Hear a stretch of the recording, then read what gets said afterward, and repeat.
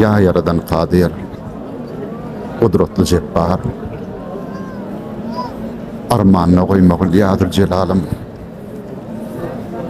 Nefsimin rahayına keremli gaffar, permanına koymakul yadır celalım.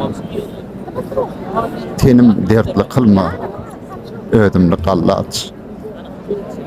Könglim giyin et, koyma acu yalamaç.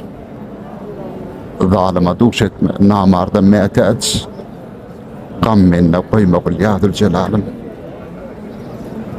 Faklağıl kaygıdan, gamdan, mehnetten. Hal kılma dünyalıktan, devletten.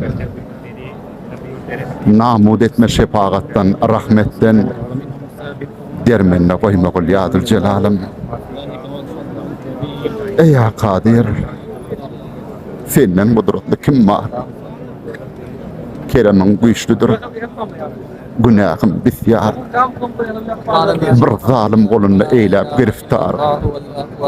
Hayranla koyma kul yadır celalım. Mavtum olayım, şerem varsa şanımda.